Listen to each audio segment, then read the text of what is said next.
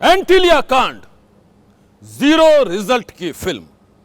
यह फिल्म रातों रात तैयार नहीं हुई, बल्कि इसके पीछे जांच एजेंसियों के आपसी टकराव की कई कहानियां हैं। एंटीलिया कांड की जांच के दौरान क्या क्या हुआ, वो जांच कहां पर अटकी और कहां पर भटकी, इसका पूरा सच जानने के लिए देखिए एबीपी न्यूज की यह बड़ी पड़ताल।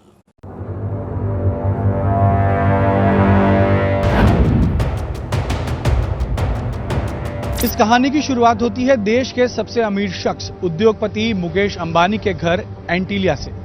24 और 25 फरवरी की रात करीब 1:30 बजे मुकेश अंबानी के घर एंटीलिया से करीब 500 मीटर की दूरी पर एक हरे रंग की स्कॉर्पियो गाड़ी पार्क होती है। इस गाड़ी में विस्फोटक होते हैं, लेकिन उस रात किसी को शक नहीं आता। कौन वो शख्स था जिसने ये गाड़ी पार्क की, इस बारे में किसी को कोई जानकारी होती नहीं है। गाड़ी कुछ घंटे वहां पार्क रहती है और 25 की दोपहर के समय मुकेश अंबानी के सिक्योरिटी इंचार्ज और उनकी टीम जब आसपास के परिसर का मुआयना करती है, तब इस गाड़ी पर उनकी नजर पड़ती है और शक होता है। शक इसलिए होता है क्योंकि स्कॉर्पियो गाड़ी का नंबर मुकेश अंबानी के सिक्योरिटी कॉन्वॉय की एक गाड़ी से मिलता जुलता था। मुंबई पुलिस तुरंत हरकत में आई। मुंबई पुलिस बॉम्ब स्क्वाड के साथ वहां पर पहुंची और गाड़ी का मुआयना किया, लेकिन गाड़ी में जो कुछ मिला उसे देखकर सभी की आंखें फटी की फटी रह गई। गाड़ी के अंदर जिलेटिन की 20 छड़ें मिली। इसके साथ ही मुंबई इंडियंस के नीले रंग का एक बैग मिला। साथ ही साथ टूटी फूटी अंग्रेजी में लिखा हुआ एक धमकी भरा पत्र मिला, जो मुकेश अंबानी और नीता अंबानी के नाम का था। मुंबई पुलिस हरकत में आई और जांच में जुट गई। इस मामले की जांच के लिए सबसे पहले तो स्थानीय पुलिस पहुंची हुई थी, जिसके बाद क्राइम ब्रांच पहुंची और फिर एटीएस भी घटनास्थल पर पहुंच गई।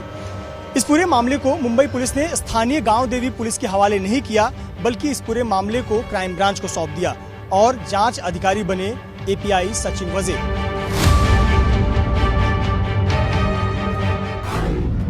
मुकेश अंबानी के घर के पास एक स्कॉर्पियो में 20 जिलेटिन और धमकी भरा खत मिला है।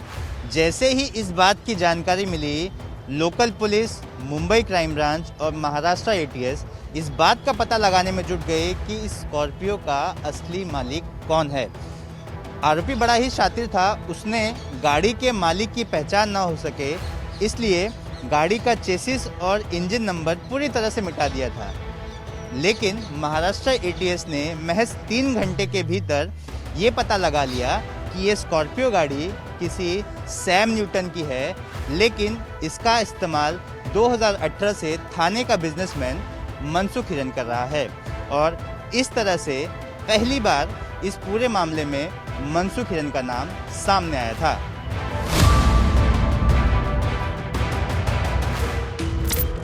मनसुख हिरेन वो शख्स था जो एंटीलिया कांड का सबसे पहला और सबसे अहम राजदार था। ठाणे के कारोबारी मनसुख हिरेन ने खुद को उस स्कॉर्पियो गाड़ी का मालिक बताया था, जो 25 फरवरी को मुकेश अंबानी के घर एंटीलिया के नजदीक विस्फोटकों से भरी मिली थी। तो अपना एफआईआर करवाया था, तो अभी उन्होंने बोला ऐसा किधर किधर मिला है गाड़ी, तो उसके बारे में कल मेरे को शाम को आए थे साहब। मैं सब रिकॉर्डिंग वगैरह देख के आया था, अभी तक कुछ पता नहीं चला है। अभी मेरे को बुलाया वो गाड़ी देखने के लिए, अभी जा रहा हूँ मैं उधर ही। मनसुख हिरेन ने एबीपी न्यूज के कैमरे पर दावा किया था कि स्कॉर्पियो कार 17 फरवरी को चोरी हो गई थी। लेकिन इस कहानी का सच सामने आने से पहले ही मनसुख हिरेन किसी साजिश का शिकार हो गया। बेहद रहस्यमय हालात में उसकी मौत हो गई। जांच में यह पाया जाता है कि मनसुख हिरन और पुलिस अधिकारी सचिन वाजे के पहले से ही कुछ संबंध थे। यह संबंध सामने आने के बाद में मनसुख हिरन की मौत हो जाती है। उसके बाद मनसुख हिरन का शव ये जिस ठिकाने पे हम फिलहाल है वही ठिकाने पर पाया जाता है। ठाणे से स्थित रेती बंदर के पास उनका शव पाया जाता है। उनके मुंह में रुमाल ठूसे हुए होते हैं और उनकी हत्या का शक पैदा होता है। इस हत्या मामले में मनसुख हिरन की पत्नी एटीएस को बयान देती है कि मनसुख हिरन की हत्या सचिन वाजे ने की है। एंटीलिया कांड में नया मोड़ तब आया जब महाराष्ट्र के पूर्व मुख्यमंत्री और नेता विपक्ष देवेंद्र फडणवीस ने 5 मार्च को विधानसभा में एंटीलिया कांड के इन्वेस्टिगेशन ऑफिसर सचिन वाजे पर गंभीर आरोप लगाए। उन्होंने कहा कि एंटीलिया के बाहर जो गाड़ी स्कॉर्पियो मिली है उसके मालिक मनसुख हिरेन और सचिन वाजे के बीच में पहले से संबंध थे। फडणवीस ने दावा एक सीडीआर के आधार पर किया, जिसके बाद महाराष्ट्र की सियासत में हड़कंप मच गया। फडणवीस ने यह भी मांग की कि ये पूरे मामले की जांच एनआईए से करनी चाहिए और सचिन वाजे की तुरंत प्रभाव से गिरफ्तारी होनी चाहिए। देश के सबसे अमीर उद्योगपति मुकेश अंबानी और उनके परिवार की सुरक्षा का यह मामला था। उनकी जान को धोखा था। इस मामले में एक्सप्लोजिव एक्ट लगाया गया था और लिहाजा इस मामले में एंट्री हुई एनआईए की। एनआईए ने केंद्र सरकार के आदेश के बाद मुंबई क्राइम ब्रांच से यह मामला अपने पास ले लिया।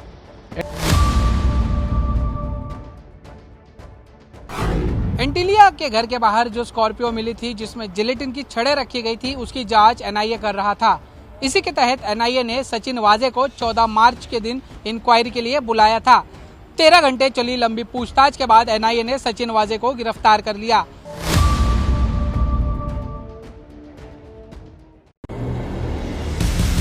एनआईए ने 8 मार्च को एंटीलिया केस की जांच अपने हाथों में ले ली थी और 13 मार्च को मुंबई पुलिस के एपीआई सचिन वाजे को गिरफ्तार किया था। वाजे की गिरफ्तारी के बाद कई ऐसे खुलासे हुए जिसने क्राइम ब्रांच के कई अधिकारियों को शक के घेरे में ला दिया। एक लंबी पूछताछ के बाद सचिन वाजे ने अपना मुंह खोलना शुरू किया। सबसे पहले तो सचिन वाजे एनआईए से सहयोग नहीं कर रहे थे, लेकिन बाद में सचिन वाजे ने कबूल किया कि यह जो पूरी घटना है वो पूरे सचिन वाजे के दिमाग की उपज है। यानी कि स्कॉर्पियो गाड़ी को तैयार करना, उसमें जिलेटिन रखना, उसमें धमकी भरा पत्र रखना, यह सब कुछ सचिन वाजे ने कबूल कर लिया। इतना ही नहीं, सचिन वाजे ने यह भी बताया कि उन्होंने इस घटना के लिए किन किन गाड़ियों का इस्तेमाल किया और इन गाड़ियों को कहां कहां रखा गया है। साथ ही साथ स्कॉर्पियो गाड़ी का इस्तेमाल कैसे किया, कहां छिपा कर रखा था और 25 तारीख को कैसे योजना बनाकर वहां इस गाड़ी को प्लान किया। सचिन वाजे ने यह भी बताया कि उन्होंने किस तरह से अपने आप को एक बड़े से कुर्ते में ढका हुआ था ताकि वो किसी के पहचान में ना आए। सीसीटीवी तस्वीरों में कैद ना होने के लिए भी सचिन वाजे ने पूरा प्रयास किया।